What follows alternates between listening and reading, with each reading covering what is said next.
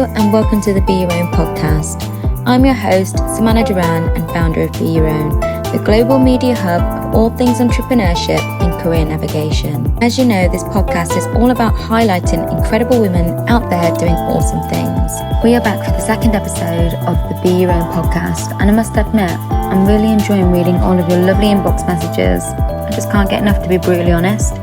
Now, over to the show. For this episode, I have sex tech expert and Healthy Pleasure Collective founder Dominnique Karetsos joining me today, where we'll have such an unfiltered chat about STIs, sex and its double standards, along with the deep-rooted shame and guilt that often surrounds it, and also the way that this recession-proof sex tech industry continues to innovate despite the lack of people who are actually committed to being part of the change and have genuine curiosity. I aim to get to the core mission of HPC as a full-service agency, and how Dominnique aims to facilitate the connection between sexual pleasure and our overall health and well-being. Dominnique, thank you so much for joining us today on the Be Your Own podcast. Happy Sunday. How are you? What's going on? I'm very well. Thank you for having me. It's, for those who are listening, probably know it's a Sunday morning, so the sun is out, hopefully, and I'm very privileged and honoured to be here amongst many women that you've spoken to, so thank you for the invitation. Thank you so much for joining us. It's an absolute pleasure. How are you, other than this podcast? How would you be spending your Sunday? I've been doing more than 1 hour of exercise, but definitely outdoors. Coming from South Africa, if I could roam, whether it's along the river, out in the garden, no shoes on, I am at my happiest. So anytime, even if it's just reading a book. So spending time with my family, my daughter, the dog, and just slowing things down, really. Sunday is for slow days. Yeah. And eating. I love to cook. Oh, yeah. So definitely to eat good food. That's probably always on my agenda, but it's really the one day I get time to focus and actually do something about it. Wait, what star sign are you? I'm Pisces, but apparently I'm not traditional Pisces. So apparently I am quite sort of dreamy but I'm far too decisive apparently to be a Pisces. Oh, is this because you mentioned food, so I just assumed that you might actually be a Taurus because Taurus love food. You know, that's apparently what we do. Is a foreign background. So my father being Athenian and owning restaurants, you know, a lot of our love and our connection and talking was always centered around in the kitchen. So, and we never followed recipes. It's really sort of, my family was raised where you could open the fridge door and whatever was in the fridge you could turn into a feast. Having said that, I really can't bake. There's far too many rules. I think there's a science and it really has to come from the heart, whereas I think with food you can just be a bit more creative. So I do come from a foreign sort of Mediterranean background, so I think food is in our blood and in my hips, so it's not going anywhere. Can you tell us a little bit about your background journey? Yes, so the industry that I sit now is what the industry likes to coin sex tech. But if we go back 8 or 10 years ago, this industry didn't exist as sex tech. So I come as a maritime logistician. I come from shipping and international trade. And then I tried on for size my degree in international management and marketing in the cosmetic industry. And that was the beauty industry, working for bigger brands like L'Oreal Paris, 15, 16 years ago. And in those days, it was all about organic skincare and innovation. It wasn't yet $1 trillion industry, although it was very lucrative. It was very consumer focused. But the big headlines in that space was all about ethical marketing, ethical innovation, and really just moving and building out this incredible industry, which was largely led by us females. So we were making purchase decisions, we had more money in our wallet to spend, and really spending money on beauty and wellness made us feel good, made us also contributed to our level of confidence. And then if you fast forward, I became a new mum, and I was always a contributor for BBC Radio London for many, many years. And it was really only when I became a mum that I started to become really curious about what was available for women and our health issues. So I didn't get the memo about how my body parts would move. I didn't get the memo about, I was allowed technically, legally to breastfeed in public, but people would ask me to leave a store. People would frown at me. I'd walk into, a Boots, for example, and I was still only being given a choice between a tampon and a sanitary towel. Why was I not given other options? And just, my health issues historically as a woman had been ignored. There had been no innovation. I'm now in my 40s, and so menopause is not probably so far away. And so I decided to actually, what many people would say, leave a very significant, successful career, what I call moving into significance. And so I decided to withdraw from the corporate world, and I invested some money in a fintech startup, which admittedly I'll put my hands up and say, I really battled. It wasn't where my heart was. And so I went and I worked for a big, famous brand in our industry, which is called Lelo. And they had an intimate brand called Intimina. And it was really all about menstrual cups, pelvic therapy, and vibrators for whether it was a dilator or for anorgasmia. So really dealing with female sexual dysfunctions. And I headed up the whole of EMEA. And we took this product to market. Incredible product. However, my industry, it wasn't as welcoming. So a conversation 4 or 5 years ago with maybe, let's say, a big pharmaceutical or a retail lasted maybe 20 seconds on the telephone. They'd either put the phone down, ignore my emails, walk me out of meetings. And in retrospect, you learn a lot in the landscape when the majority of people making decisions are men. And you realize it's not necessarily a male versus female issue. It's really about, can I relate to the problem at hand so that I can understand that the solution can add value to a consumer? So, for example, trying to convince a gentleman that a menstrual cup changes a life of a woman or a young girl, confidence-wise, health-wise, is very difficult. If you don't have a menstrual cycle, it's very difficult to relate to. And now that person, not only do they have to relate to this problem versus solution, they have to be convinced to put money into it, give you space on a shelf, invest in marketing behind it, and also be brave enough to tell the consumer, hey, we're gonna take money and we're gonna build a category, ladies, just for you, right? That's a mammoth task. And so while we are 10 steps ahead in the space, it's taken really a lot of movements like the Me Too movement, PR, innovation through women, inventing wonderful products, maybe vibrators, maybe it's menstrual apps, anything like that, vegan condoms, designed for females, that has then allowed the press to take us mainstream and really open up those dialogues. But in following up to this space, it's been incredibly challenging to convince the mainstream retail world, and you yourself are from retail, so you might have an indication of what that's like, that we deserve to have an entire category dedicated to our health. That's the problem, isn't it? If you're speaking to someone who cannot relate at all, how are you going to get them behind you to back whatever it is you're pushing into the market? Absolutely, and it's been a collective effort.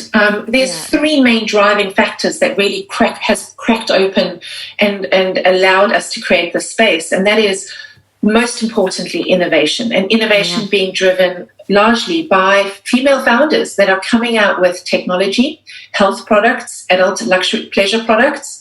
So it has to be a collective issue.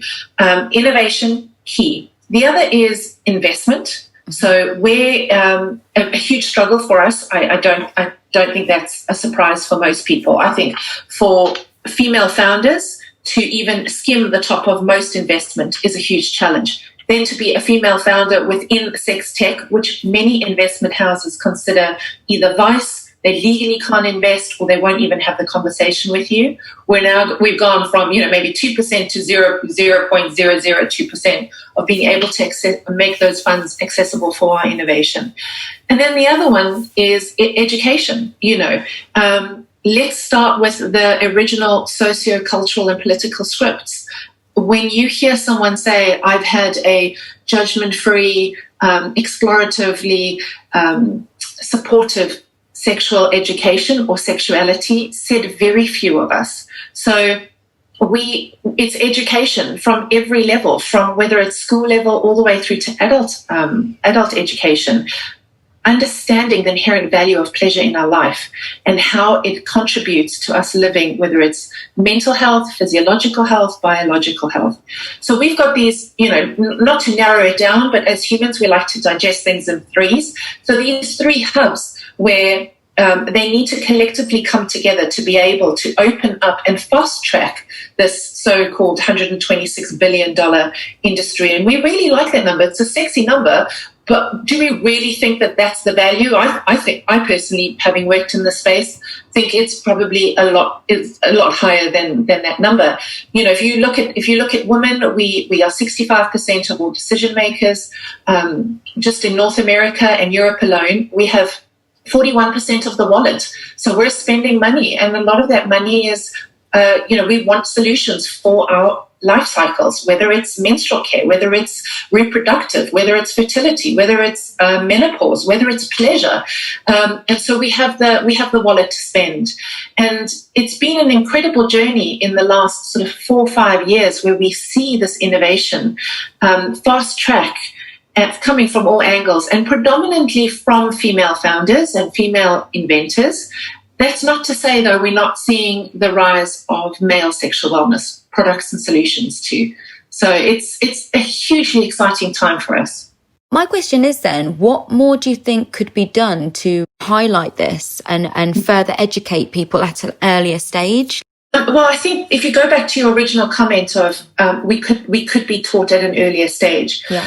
We don't know what we don't know. So if we go back to just, the medical anatomy of our bodies, the medical fathers, and I call them fathers because they were all men in the 16th century, never considered the clitoris. We've only really discovered our anatomy and the power of our anatomy and the beauty and the pleasure of our anatomy, I think it was 1985. And so when we experience, when I say we, maybe my generation or even yourself, the biggest, I would say, cover-up in history, maybe next to Kennedy's murderer, was boys were taught pleasure, orgasm, and they were taught it as a process of coming into, and I use open quotes, manhood. Whereas women or young girls, we were given, and they were illustrated, boys were illustrated with body parts from the neck to the knees, right? They were spoken about with erogenous zones. Girls were often just given a bleeding uterus with a big beware sign on it that said, don't get pregnant, right? Yeah. So we were not discussed with or even contemplated the idea of pleasure. And so you've got a social script and you've got a biological script that is either obscure or completely obsolete. To answer your question of what we can do now, well, we are doing a lot of it, but a lot of it is online. And number one, which means that we still have this very polarized industry. We've got family planning and porn. And that's in the middle is only now coming into mainstream. And you're having to connect the dots and create a really safe space for kids, right, and parents to be educated and talk about sexuality as healthy. And it's a learning process because let's understand, we do need to understand about family planning. And we're not all against porn, but we are against porn if it's the only Bible of instructions. So what we find is we have a lot of innovation, we have a lot of content, we have a lot of, whether it's AI, whether it's female-led content, whether it's books for kids. However, our industry is not regulated. So the one is it's not regulated, and number two is the average person, it's very difficult for us to be able to authenticate that information. So if I'm reading a blog, let's say, about, breath work, for example, breath work as intimacy, knowing that it can be dangerous, the content that I'm reading no one is regulating whether or not that person is actually authoritative enough or an expert enough, or to just double check that information that they're sharing and they're spreading is safe to do so. So we have to also teach both parents and kids, or just humans as adults, how to authenticate, how to understand where the source of that information is coming from. Is it relative? Is it authentic? Is it credible? And is it safe for me to now explore and discover? And there are certain hubs, but they are very fragmented. There's not yet one narrative that we can share, and on different platforms or in different ways according to ages, where we can talk about a healthy sexuality. We're getting there, but is there one that does it really well? Absolutely not yet. No. Sorry. We're working on it. Let's shift the focus then. Healthy Pleasure Collective is a full-service agency that's dedicated to sex tech. Let's talk about your mission and how you are facilitating the connection between sexual pleasure and our overall health and well-being. The Healthy Pleasure Collective has now grown quite considerably into what we call the Healthy Pleasure Group. And what we've done is we've created an ecosystem where we close the trifecta between sex, or in other terminology, adult, health, and then technology industry. And if you remember right from the beginning, I'd said the way this market then becomes more mainstream and people have accessibility is through innovation, through investment, and through education. So we started off, and I say we, it's my business partner and I, which is Dr. Maria, who is a world-renowned urologist and head of sexual medicine. We had started because we developed our own product before, or an attachable vibrator. And we started off, we did the fundraising ourselves, and we went through the innovation process. I had been in the space. I had invested in quite a few startups, in Mystery Vibe, in Pureros. I had sat on the board, and I had understood the landscape of where we're sitting today. And so we came together and we developed Healthy Pleasure Collective, which, as you said, is an end-to-end agency. So, you can be what we call a toilet paper entrepreneur, where you come with your scribble on a piece of paper and say, this is my idea, can you help take me to market? Or you can already be halfway through the process, and it really is anything that product or solution, hardware or software, that is going to add value and to the sex, the health, or the tech industry, and one that hopefully we can bridge the gap. So it could be a vibrator, it could be an STI testing and sharing app, it could be really anything, and our portfolio is quite large. So we do digital, we do branding, or we do business development, which is hugely important in our space, as well as PR. But each one of those functional areas has its own challenges within our space. So, for example, in digital, we find a lot of new brands. Maybe you are a vibrator and you've gone and you've spent tens and thousands on your social media, whereby you are investing in a platform that you don't own, and you are saying the word sex, for example, or pleasure, and at any time you can get shut down, and you've lost all that asset, you've lost all that equity, right? We have to be really, really sensitive to what type of language we're using for the purposes of SEO, for the purposes of Google, for the purposes of Facebook. We are constantly being blacklisted. But the beauty about that challenge is we really have to think about how we reshape the language around sexual wellness. And so out of the dark comes some light. And so by talking and speaking about the value of a product rather than just a toy, for example, you take yourself out of the adult sector and you start to talk about sexual wellness. Because it's validated that sexuality and sexual health, it's not an independent life chamber. Your sexuality and your sexual health, isn't something, it is something, shall I say, to be explored and to be experienced. And it shouldn't be hid away somewhere, on your to-do list. So by speaking in positive terminology, and within a really balanced, healthy perspective, you now take the dark out of a product. And so you now start to navigate this digital content and navigate these what traditionally are called blockers. And so we really dedicate ourselves to anything I say between the belly button and the knees. And that company has grown. We acquired a digital company called Pensa Digital, who are expertise and who I know the founder very well. And our team has grown from 2 to 10. And then we bring on people to work on specific projects that we know are proven and can actually give results, which is really important in our space. The other company we have is called Healthy Pleasure Lab, which is where all our innovation sits. That is led by Dr. Maria and Dr. Eduardo, both urologists and scientists in sexual medicine. And that's where you come to us for innovation. So it could be, for example, vulva masks for dealing with thrush, to algorithms that can predict sexual compatibility. There really isn't anything that we can't work with you to invent. I do believe everyone in the lab is probably having a little bit more fun than I am with my Excel spreadsheets. And then we have Entomology, which is our online and offline sexual education platform. And that's very interesting, because when we started as an offline education and experience brand, but of course with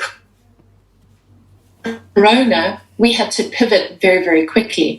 And the idea of entomology is being able to come in at anywhere in your sexual journey and really learn and discover about sexual health. So it could be you have endometriosis and pain for sex, and you want to be able to figure out how to navigate that in your life. It could be something as, I masturbate on my own, but not with a partner. How do I have that conversation? It really is a broad spectrum. Have you had any mentors on the way that you can talk about? Yeah, well, I come from a very entrepreneurial family. So my dad was an entrepreneur. He owned restaurants. I started my first business selling alcohol-free perfume in a cream-based form when I was 13, and so already then I was sort of hustling and haggling at sort of craft markets. So my mom is an incredible businesswoman, so I've been really fortunate to have business be discussed at the dinner table. It was never something that was kept away from us. Learning the appreciation, the value of money, and how to turn something into something, how to give it, how to receive it. But along my career, I've been fortunate enough, specifically now, I'm happy to say and proud to say that my business partner, Dr. Maria Peraza-Godoy, we call her Mafe. She is a world-renowned urologist and head of sexual medicine. But most importantly is what I'd like to call kind of my soul sister. And interestingly enough, quite a few people I've met in business first have become really good friends, where I know there's a question around people wanting to go into business with friends first. And so they've become mentors. They've become a huge inspiration. They are, Mafe is the person I call when, quite frankly, I'm losing my shit and I need to be talked down of a ledge. Times when I need to unravel things and also just be inspired. And likewise, provide the same for her. But when we developed a product, I really called on other mentors outside of what we do, either in the financial investment circles. Some were men, some were women, and they gave really interesting insights that I learned along the way. And, just while we're talking of mentors, my male who's in finance and investment mentor shared with me a statistic that I find very fascinating in and amongst women and business. And statistically, women always, when they fundraise, they always ask for considerably a lot less money than if men were fundraising, because we have this innate ability or thinking that we need to do what we need to do on half the amount of money, and we also don't have the confidence. We maybe it's a fear factor, maybe it's a lack of understanding, maybe it's trying to do a lot on a little. And so women don't ask a lot. And that little lesson, that golden nugget lesson from my mentor really shifted the way we raised our funds and also how we mentor and work through, female founders in startup businesses. So an inspiration is also an everyday thing for us. I'm really fortunate to say that my team inspires me. We make it quite a habit to, work with people who are going to teach us something every day. And that's really important. But there's lots of case studies. You just have to look at the microfinancing, within third world developing countries where, $1 goes in and a woman maybe manufacturing T-shirts or herding goats and building a business that way is giving back the money to lending and building a business exponentially. On a more macro level, we look at female founders, and it's already statistically proven that the return of investment in female founded companies is quite exponential. I don't know the number off my head, but I should, because it was quite surprising and empowering to be able to read it. But it's out there. The information's out there.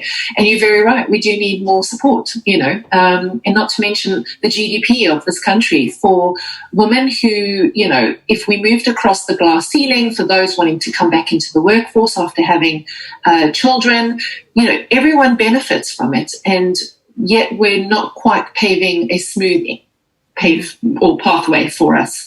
So definitely we need some more support there. So what has been the most valuable business lessons so far throughout building Healthy Pleasure Collective then? Quite a few, but specifically for Healthy Pleasure Collective, because of how fast-paced our industry is and how we have to deal with navigating different landscapes, I would say the most important is stress testing your team and your idea. And by stress testing, I mean really, whether it's a digital project and you're testing it A/B testing, or whether it's testing your team and testing a concept and an idea to the point where we really have to challenge and question ourselves. What is the best practice? Can we do this better? Do we want to set the best practice? And what does that look like? Because this industry doesn't have a historical shaping. We're reshaping it as we're moving. And so, we've got to be really careful in not dictating without understanding. And we have to be able to test as a team, as a concept. We have to encourage that within our own brands and those who we service. So, startups essentially. That's number one. Number two, when I would have to say, this industry is not a regulated industry. So what do I mean by that is, in the beauty industry, for example, you can come out with a product and say whatever say what you wish, but it has to be acclaimed. It has to be scientifically backed. If you want to say, look 50% younger or longer looking lashes, it has to have a disclaimer and it has to be backed. In this industry, not so much. So I've had to learn the hard way, along with my partner, that the legal crossing of the T's and dotting of the I's is hugely important. You can't leave it aside. And in order to do that, you have to take a stand and say, as a brand, ethically and morally, we need to be able to look at that when we release products, when we support brands that are releasing products. That's a really big issue for us, and one we always have a spotlight on. You can't take it for granted that everyone else in this space is going to have eyeballs on those issues. And, when you're relaxed about it and there isn't enough regulation going on, things fall through the cracks and it comes back and bites you in the bum. It's not a pretty sight. No. It's a pitfall. It's not we try and turn our pitfalls into pearls. Let's talk about the growth and expansion and changes in direction that you might have seen over the past year for sex tech. If you go onto brands like Cult Beauty, you go into Boots, for example, there's an entire category dedicated to sexual wellness. A year ago, we were not in that vertical. So it just shows you how fast-paced it's moving. Right. And it's being pushed through that innovation, through the Me Too movement, through the fact that women, for example, we make 65% of purchase decisions. We own 41% of the wallet between North America and Europe. And we want solutions. We want innovation. We want products that take care of our health. We don't want, specifically sexual health, right? Previously, these solutions have either been ignored or completely obsolete.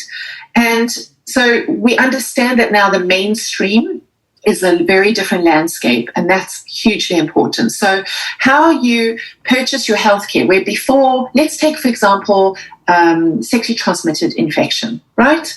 If there was a slip-up and you were worried, it's a reactive process. You'd either go to your GP or your clinic, or you'd go, oh, I need to get tested. Yeah. Today, the consumer, first of all, we want preventative healthcare. Right? We want proactive brands, and especially with COVID now, where all of a sudden we realize how important preventative healthcare is. We don't want to have to go into a clinic. Why can't I pick up I can order my STI box at home, but why can't I pick it up or order it online when I'm ordering my beauty or my wellness or my vitamins? And so the navigation and the way we engage with these solutions and these products is changing radically every day. And the more innovation we get, the more we crack open, and the more you see these products coming across different verticals. So that's really big, and that's really important. So we've got one on the mainstream. The other is where technology starts to facilitate real, true innovation.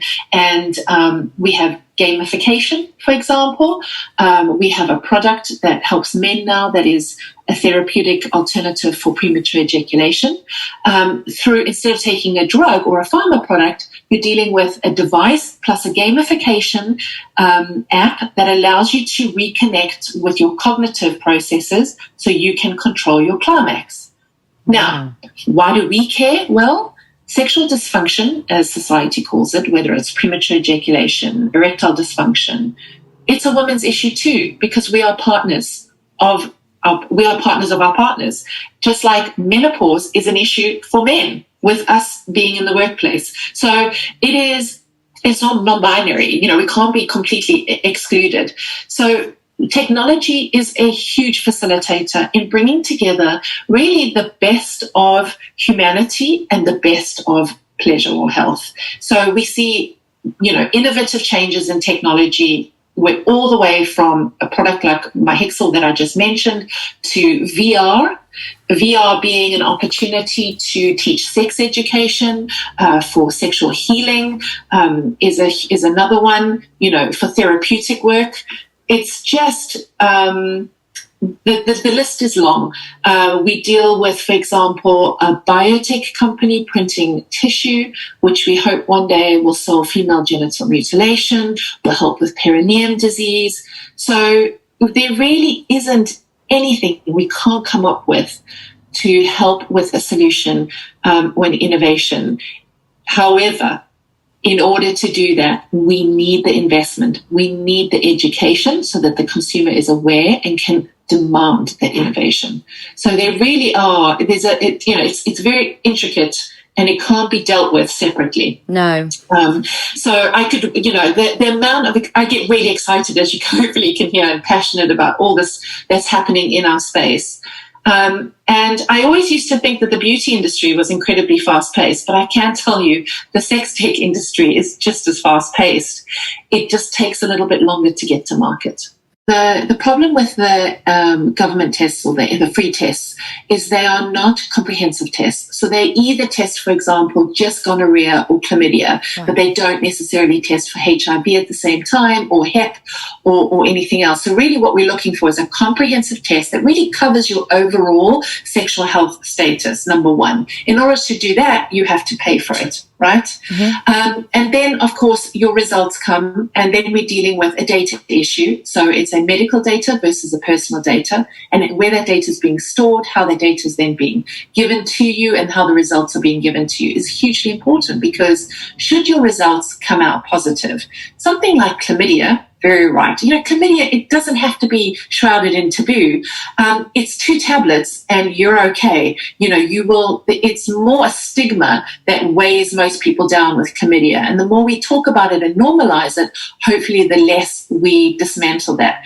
But when you are dealing with for example, a positive result, and it's shrouded in, you need to go see your doctor, and therefore you need to do this and you need to do that, and make it very sort of complicated and hidden, right? It then just adds layers. It's like scaffolding to that concept of it being extremely taboo. So therefore, I can't just get it over the counter. I've got to go see someone to give a prescription drug. Look, the actual administration of the drug, I totally understand that. But I do believe that it needs to be given by a medical clinician or a clinician oversight. Of course, no one wants to hand over a drug that hasn't been checked and that you haven't got, as the patient or the user or the consumer, haven't got the right information first and understanding of why you're taking this medication. But to your point, I'm sure there's quite a few women who can put their hands up, including myself. When you have something like thrush, which is, a yeast infection, and when it's maybe underneath your arm, you could probably pick up a topical cream, but when it's between your legs, you've got to go stand at Boots and ask, bless the little old lady over the counter who's then going to give you a lecture on why you have it and how to use it. It's mortifying.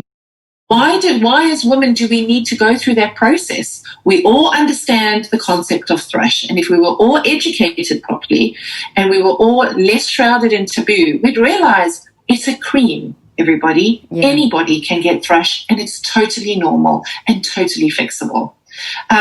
So we tend to hide medical and sexual health under these immense layers, and it just ends up being the scaffolding of taboo and shame. And that's why a lot of brands are trying to change that. There's a brand called I Play Safe, which is a testing, sharing, it's test, share, and play.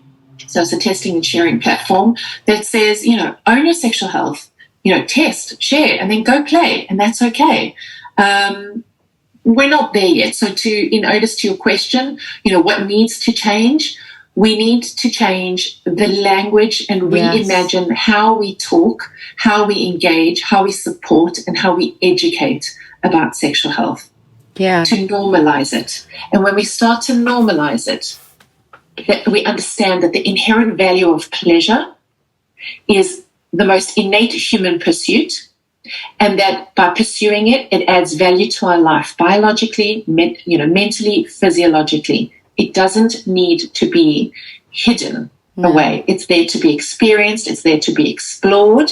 And we need to teach not only our children, but ourselves as adults, how to hold a safe space for ourselves, judgment-free, and discover and explore sexuality. And when brands and within the sex industry or the adult industry, whether it be porn, whether it be a lubricant, whether it's a toy, along with the medical and health channels, right, begin to open that conversation up and that dialogue up, you will start to see it will normalize. And one of the biggest facilitators of that is technology. The silver bullet that we believe, first and foremost, is the language with which we address sexuality. We did a little test actually with a condom once, and it was, to be fair, it was in Croatia, but we put a condom on a clip strip, so kind of the strips that you see in Boots where you'd pick up your tissue papers and stuff. Yeah. And we put them in the shaving section for women. Ladies, there's only two reasons why we shave our legs. And instead of having to go to the family planning section, and understand in some countries, you've still got to go to the counter to ask for a specific brand of condom. But by putting it in our natural processes of engaging in our wellness, like shaving cream and razors, and picking up a condom at the same time, you start to dismantle all of this predisposed social scripts that we've been, as you say, raised with as young adults, and it was incredible. Not only did we sell exponentially a lot of units, but you just had to stand there and watch and shift the behavior and see the shift of behavior when women would empower themselves to have protection and purchase it. And it should be just as easy as just picking up shower gel. I think every woman at some point has had thrush in their life, and it can be down to even just, for example, eating too much sugar. It alters the pH balance in your body. There is an increase in STI, and specifically actually over the age of 40. And what usually happens is, I think it's a 31% increase. Don't hold me to that number. I should know it.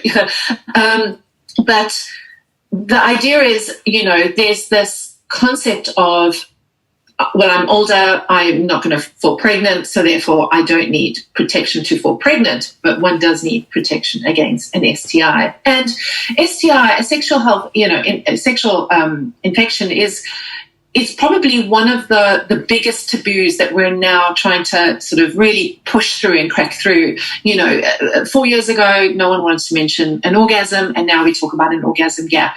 And STI is probably the next big sort of vocal dialogue that we hope to put a spotlight on. And COVID, in a way, has helped, because it's shed a light on understanding, verifying our health status. And I'd like to say health profile, because status, we have a connotation of good or bad. But in that essence, something that has come out of COVID is the idea of, like I said, preventative healthcare. You're going to have a COVID test as well before you kiss someone or before you have sex. If you're new to the dating, or you're wanting to get back into the swing of things, or whatever the case may be. So, expect to see a COVID test in your STI test kit box. The thing about COVID is it's not just about STI, it's how do we mobilize our economies again? How do we, we're not all going to walk around with an elastic band and a piece of paper when we get to the airport to say that we're all clear. So, it's going to, technology in this instance is going to have to facilitate that, whether it's results that are sent to our passport, whether it's an app. I know we have the trace and track at the moment being rolled out, but that doesn't mean we know how to share, right, that data, and how to verify that data, and how to keep that data updated. So there's still so many unknowns, I suppose, but we really have to think about how technology facilitates communicating, and verifying our health profiles. And that just lies, parallel to this big elephant in the room for many, many centuries, which is sexual health. So, where's the ICO going to sit on this? Because if we're having our medical data shown on our passport, is it going to be visible to everyone? Is everyone going to be able to have access to this? The area of what it is now and where they want it to go in the next year with the new regulations is a very grey area. So your questions are very valid. I don't think everyone has the answers. I think it's going to be a case of, the most importantly is understanding how we encrypt and we protect that data, and then how do we empower people to have control over what they verify and what they don't, right? And that's, I think, the most important, is that hopefully they'll look at this from as much a consumer perspective as a patient perspective, and give us some control and empower us to decide when and how we switch this on and off. What are you putting together? What is your expansion plans? Well, again, we've been really fortunate, and in this period of time, and I think I mentioned it earlier before, with COVID, those who have the privilege to be in the safety of their own home, who have, maybe been furloughed and have the opportunity to drop gears in life and take care of their self-care and include sex care in their self-care, means that we have seen exponential rise in looking for pleasure products, looking for sexual health solutions, more information and more education. And as a result, we've grown exponentially, and we've allowed ourselves to pivot and support those brands and support this industry through our digital team. So we acquired a digital company that is someone I've worked with for many years, and has been very successful in developing sort of hormone tracking apps for women. And the company is called Pensa Digital. And that means adding an arm to our business where we can really support our brands in drilling down and gaining market share in that digital space, with an audience that has more time to respond and to look at and to investigate and explore and discover their sexuality. So whether that's, an organic natural lubricant, whether it's a pleasure device, whether it's talking about erectile dysfunction, whatever it is, we're able to now completely give them 360 support with very experienced team members that have worked in the space. So that's a huge plus for us. We're very proud of that. We also expanded by acquiring a company called Sex and the Spine. It's a very niche space. but it is, again, lends ourselves to closing that trifecta between sex, health, and tech. So after spinal surgery, there's an aftermath when it comes to sexuality, as is the case with many medical procedures. So whether it's, for example, breast cancer or having a mastectomy, the question often asked by patients to doctors, whether it's spinal surgery or otherwise, when can I be intimate again? How can I feel like a woman again? How can I please my partner? These are questions that are important for patients. They don't want to ask the surgeon. The surgeon doesn't want to deal with it. Mm-hmm. So where do they go? Nurses are not equipped. There's no information. So it's really important that we provide, whether it's a masterclass, whether it's content, whether it's download ebooks, online consultations with therapists or doctors, to really help people incorporate their sexuality back into their healthy living and their healthy pleasure.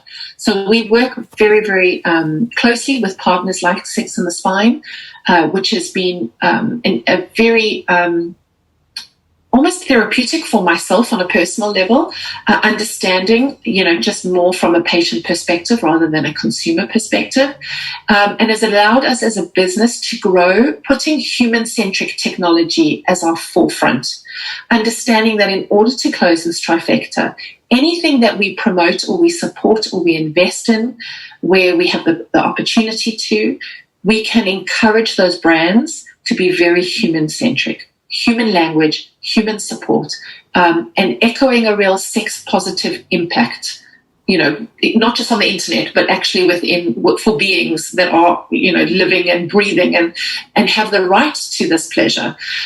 So that's big for us. Our team grew as well. And then our Healthy Pleasure Lab is working on some exciting medical inventions and hopefully some cures, or I probably shouldn't say cures, more therapeutic alternatives.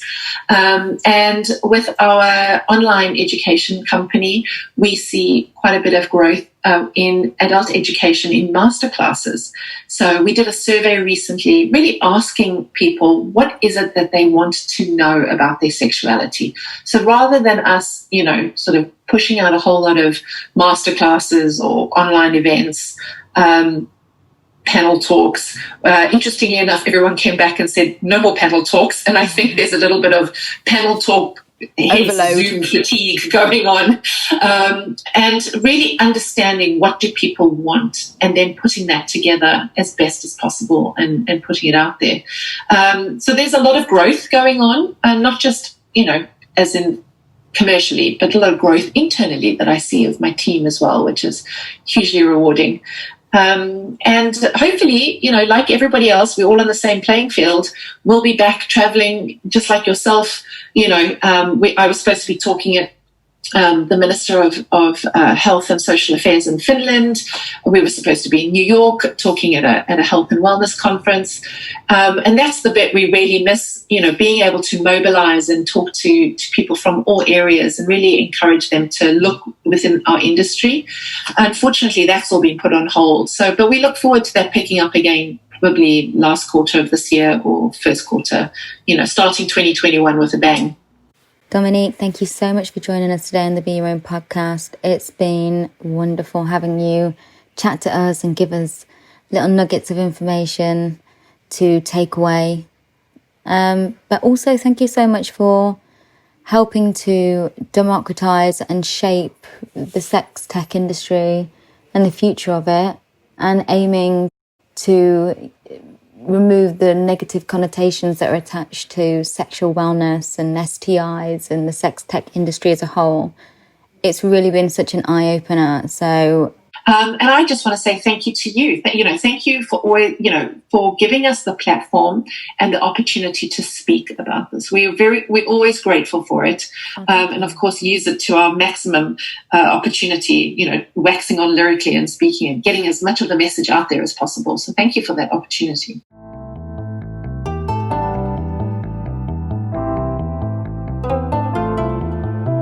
Thank you so much for listening. Please let us know what you think of the show. Don't forget you can find us on both Instagram and Twitter at BeYourOwnUK. Our email address is beyourown@beyourown.org, so make use of it and drop us an email with anything that you want to know.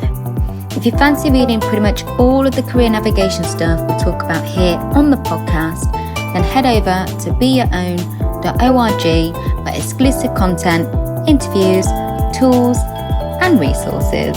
And lastly, if you love the show, subscribe to us wherever you get your podcast, either on Stitcher, iTunes, or Spotify. And that's it from me. See you next time.